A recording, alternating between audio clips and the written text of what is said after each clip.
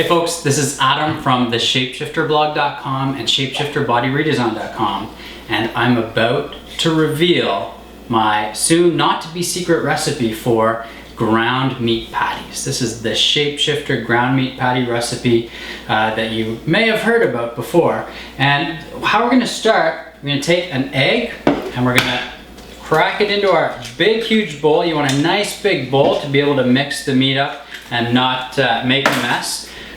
To that egg, we're going to add some tomato paste. Now, I don't really work with exact measurements, so I would say probably about, I guess, 2 tablespoons if you want to measure it, but a nice good glug of tomato paste.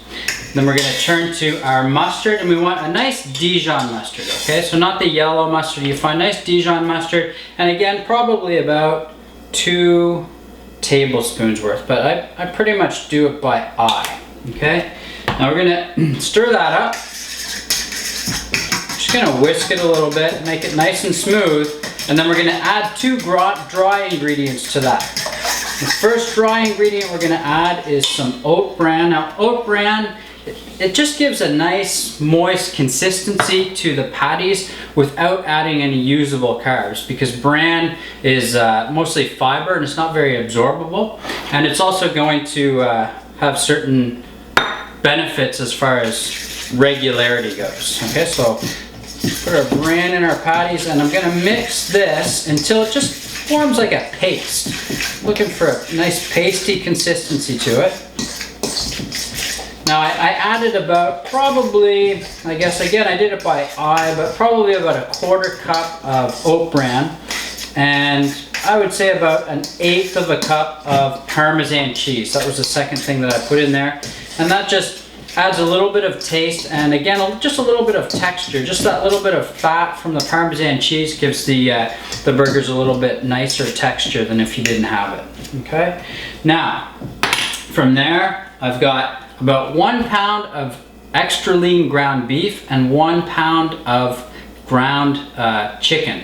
Now the reason I do the 2 together is because I find that chicken makes the burgers a lot more tender and moist than if you do just the beef alone. So the beef gives a little bit of structure to the patties, the chicken gives a little bit of tenderness and a little bit of softness to the patties. So it's a really, really nice mixture, and that's part of the secret recipe, is using those 2 meats together. Now before I start grinding those up, mashing them up with my hands, I'm going to add some finely diced onions that I prepared earlier, some nice organic sea salt, and a few turns of nice fresh ground pepper. Season that really nicely. You can add as much salt and pepper as you want, it's really to taste. Now you just have to get your hands dirty. So we're going to start mashing this up, roll it over to mix the dry and wet paste in with the meat. Get those onions mixed all the way through. Get the chicken and beef mixed equally. So you don't want it marbled, you want that whole thing to be one uniform mix of chicken and beef. Now the other thing you can do, I didn't do it here, but sometimes I'll even put a packet of stevia powder in there, and that gives it another little twist on the taste, which is also quite nice. Now the consistency of this is actually perfect for when I make my patties. You can add a little bit more tomato paste or mustard if you find that it's too dry or hard. And if you find it's too wet, you can actually add in a little bit more ground beef or ground chicken until you get the right consistency that you want for making your patties. So I'm almost done here. It's starting to look pretty uniform.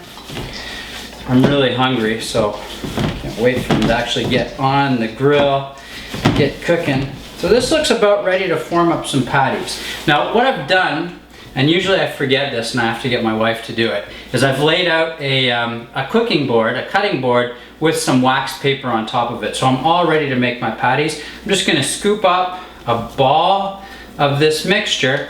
I'm gonna ball it up like I'm making a snowball.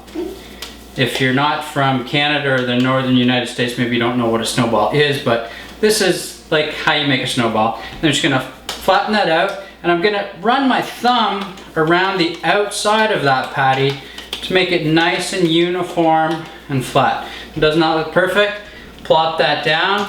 I'm gonna do the rest of my patties, and then what you wanna do, put your barbecue grill on high, get it as hot as you can.